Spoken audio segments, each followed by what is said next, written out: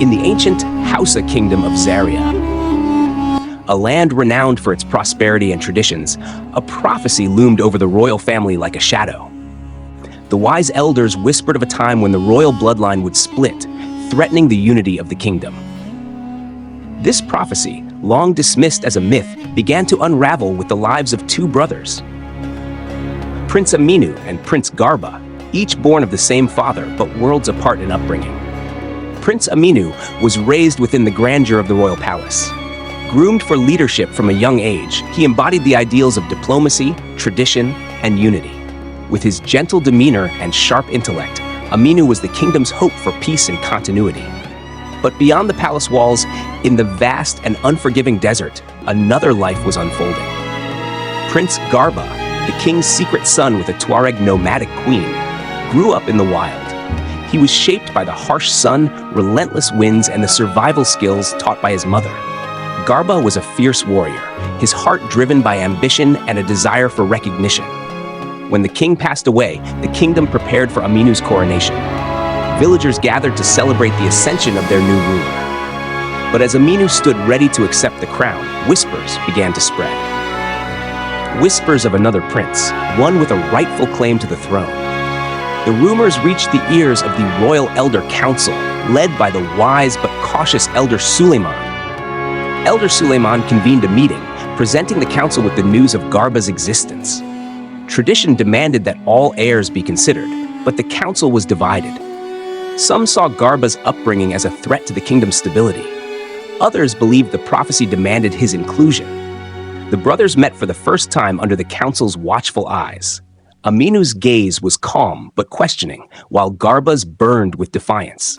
"I will not bow," Garba declared, his voice like the desert winds, unyielding and fierce. To resolve the matter, Elder Suleiman proposed a trial of leadership.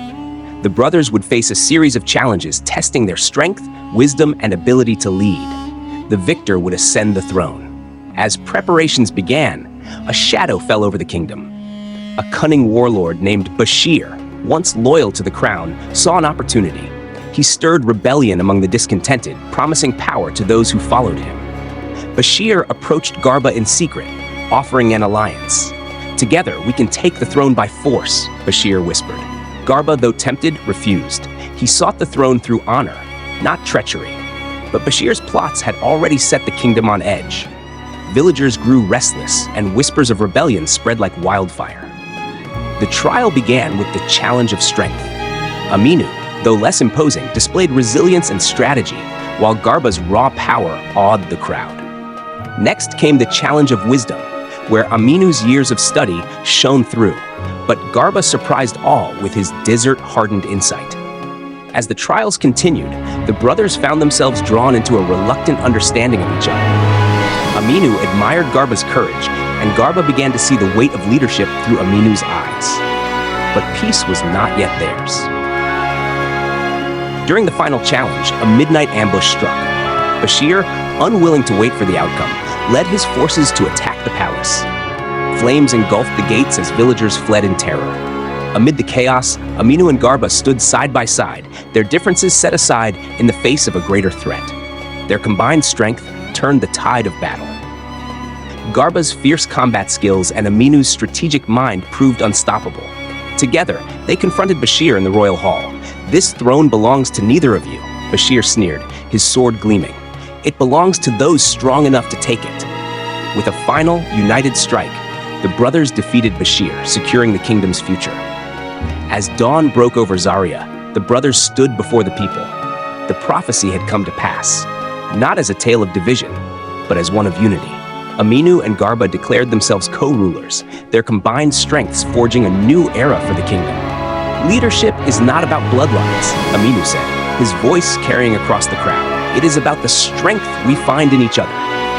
Garba added, "Together, we are stronger than any prophecy." The people cheered, and the kingdom of Zaria entered a golden age, its legacy built not on division, but on the unity of two brothers who chose to lead as one. This tale reminds us that unity triumphs over division, and that true strength lies in understanding and collaboration. The bloodlines of kings are not just ties of heritage, but of shared purpose and mutual respect. Thank you for watching Seen and Heard Stories. If you enjoyed this tale, don't forget to like, share and subscribe for more captivating African folktale stories. See you in the next story.